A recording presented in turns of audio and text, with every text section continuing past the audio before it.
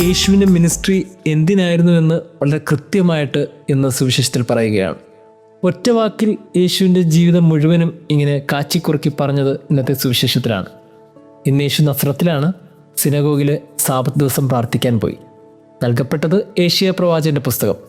തുറന്നപ്പോൾ അതിൽ യേശുവിൻ്റെ മിനിസ്ട്രിയെക്കുറിച്ച് കാലങ്ങൾക്ക് മുമ്പേ ഏഷ്യ പറഞ്ഞ വാക്കുകൾ കാണപ്പെട്ടു. അത് യേശു അതുപോലെ വായിച്ചു. അതിങ്ങനെയായിരുന്നു: കർത്താവിൻ്റെ ആത്മാവ് എൻ്റെ മേലുണ്ട്, ദരിദ്രരെ സുവിശേഷം അറിയിക്കാൻ അവിടെ നിന്നെ അഭിഷേകം ചെയ്തിരിക്കുന്നു. അത്രയേ ഉള്ളൂ. ഇതാണ് യേശുവിൻ്റെ ദൗത്യം. എല്ലാ കാലത്തും യേശുവിനെ വ്യത്യസ്തനാക്കിയത് അവിടെയാണ്. ഇത്രയും കാലം കേൾക്കാത്ത ഒരു സുവിശേഷം ക്രിസ്തു ഈ ഭൂമിക്ക് അന്നു മുതൽ പറഞ്ഞു തുടങ്ങി. സുവിശേഷം എന്ന് പറഞ്ഞാൽ മറ്റൊന്നുമല്ല, നല്ല വാക്ക്. മറ്റാരും കേൾക്കാത്ത നല്ല വാക്ക് അന്നു മുതൽ ക്രിസ്തുവിൻ്റെ വായിൽ നിന്ന് അവർ കേട്ടു. മറ്റാരും കാണാത്ത നല്ല പ്രവൃത്തികൾ അവർ ക്രിസ്തുവിൽ നിന്ന് കണ്ടു. അങ്ങനെ മറ്റാരും കാണാത്തതും കേൾക്കാത്തതുമായ നല്ല കാര്യങ്ങൾ, സുവിശേഷം, ആ നല്ല വിശേഷങ്ങളാണ് ക്രിസ്തുവിൽ നിന്ന് കാണാനും കേൾക്കാനും അവർക്കിടയായത്. അതായിരുന്നു ക്രിസ്തുവിൻ്റെ ദൗത്യം. ഇതുവരെ ആരും പറയാത്ത കാര്യങ്ങൾ പറയാനും ഇതുവരെ ആരും കാണാത്ത കാര്യങ്ങൾ ചെയ്യാനുമായി ക്രിസ്തു നിയോഗിക്കപ്പെട്ടു. പിന്നീടാണ് സുവിശേഷത്തിൽ വളരെ കൃത്യമായിട്ട് ബന്ധിതർക്ക് മോചനവും അന്ധർക്ക് കാഴ്ചയും അടിച്ചമർത്തപ്പെട്ടവർക്ക് സ്വാതന്ത്ര്യം നൽകാനായിട്ട് ക്രിസ്തു വന്നു എന്ന് വ്യാഖ്യാനിക്കുന്നു. അതായത് ഇനിയൊരു സാധ്യതയില്ല എന്ന് കരുതുന്ന മനുഷ്യർക്കൊക്കെ ക്രിസ്തു ഒരു സാധ്യതയായിരുന്നു. ജീവിതത്തിൽ നഷ്ടപ്പെട്ടു പോയി എന്ന് കരുതുന്നതൊക്കെ തിരിച്ചു വരുമെന്നും തകർന്നു പോയി എന്ന് കരുതുന്നതൊക്കെ ഇനിയും പടുത്തുയർത്താനാകുമെന്നും ക്രിസ്തു പഠിപ്പിച്ചത് തൻ്റെ ജീവിതം വഴിയാണ്. അതുകൊണ്ട് തന്നെ ക്രിസ്തു തന്നെയായിരുന്നു ഒരു സുവിശേഷം. നല്ല വാക്ക് അത് ക്രിസ്തുവാണ്, നല്ല ജീവിതം അതൊരു ക്രിസ്തുവാണ്. പ്രിയമുള്ളവരെ, കൃത്യമായിട്ട് ഈ ഗോസ്പൽ പാസേജിലൂടെയൊക്കെ നമ്മൾ തിരിച്ചറിയേണ്ട ഒരു സത്യം ഇതാണ്. അങ്ങനെയാണെങ്കിൽ ഓരോ മനുഷ്യരുടെയും ദൗത്യം എന്താണ്? സ്വർഗത്തിൽ നിന്ന് ഭൂമിയിലേക്ക് ഇറങ്ങി വന്ന മനുഷ്യപുത്രനെക്കുറിച്ച് വളരെ കൃത്യമായി കാലങ്ങൾക്ക് മുമ്പേ പ്രവാചകൻ എഴുതപ്പെട്ടിട്ടുണ്ടെങ്കിൽ ഓരോ മനുഷ്യരെക്കുറിച്ചും ഇങ്ങനെയൊരു കാര്യങ്ങൾ എഴുതപ്പെട്ടിട്ടുണ്ട് എന്നുള്ളതാണ് വാസ്തവം. അങ്ങനെയാണെങ്കിൽ നമ്മൾ ഈ ഭൂമിയിൽ സുവിശേഷമാകാൻ വിളിക്കപ്പെട്ടവരല്ലേ? നമ്മളും മറ്റാരും പറയാത്ത വാക്കുകൾ പറയാനും മറ്റാരും ചെയ്യാത്ത ചില കാര്യങ്ങളും ചെയ്യാനുമായി വിളിക്കപ്പെട്ടവരല്ലേ? ഏതൊക്കെയോ വാക്കുകൾ കൊണ്ടും പ്രവൃത്തികൾ കൊണ്ടും ഈ ഭൂമിയിൽ വ്യത്യസ്തരാകാൻ വിളിക്കപ്പെട്ടവരാണ് നമ്മൾ ഓരോരുത്തരും, ക്രിസ്തുവിനെ പോലെ. അങ്ങനെയാണെങ്കിൽ നമ്മുടെയൊക്കെ മുമ്പിൽ തകർന്നു പോയ മനുഷ്യർക്ക് ഈ ഹൃദയം കൊണ്ട് ചേർത്ത് പിടിക്കാൻ കഴിയുന്നുണ്ടെങ്കിൽ നമ്മളൊക്കെ ഒരു സുവിശേഷം തന്നെയാണ്. ഇന്നത്തെ ഗോസ്പൽ നമുക്ക് നൽകുന്ന ഒരു ക്ഷണം ഇത് തന്നെയാണ്: ക്രിസ്തുവിനെ പോലെ നല്ല വാക്ക് പറയുന്നവരും നല്ല പ്രവൃത്തി ചെയ്യുന്നവരുമായി മാറണം. നല്ല വിശേഷങ്ങൾ പങ്കുവയ്ക്കുന്ന മനുഷ്യരായി മാറണം. അങ്ങനെയുള്ള മനുഷ്യർക്കൊക്കെ ക്രിസ്തുവിൻ്റെ ഹൃദയത്തിലാണ് ഇടമെന്ന് തോന്നുന്നു. ദൈവം നമ്മെ അനുഗ്രഹിക്കട്ടെ. സഹനം സ്തുതിയാകുമ്പോൾ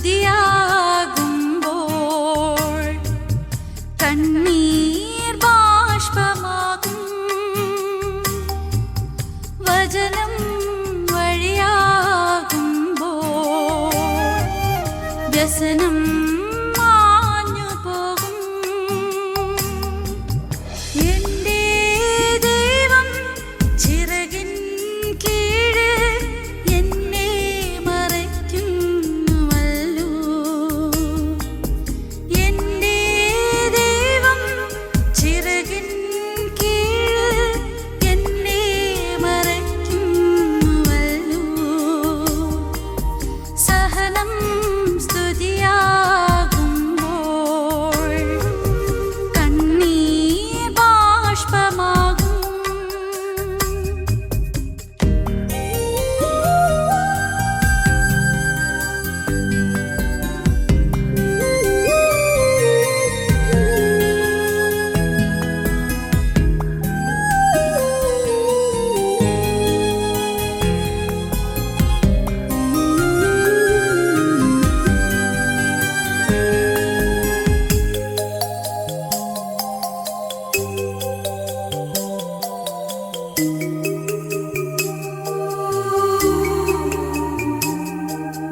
കണ്ണീർ മഴയിൽ നനയാൻ കൈവിടുകില്ലെന്നെ നാഥൻ.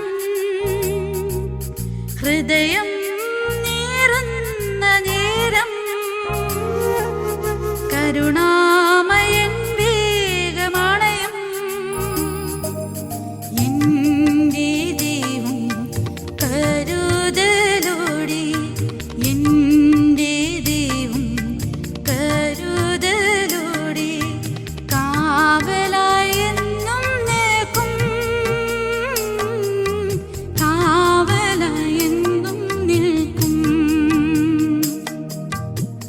സഹനം സ്തുതിയാകുമ്പോൾ കണ്ണീർ ബാഷ്പമാകും.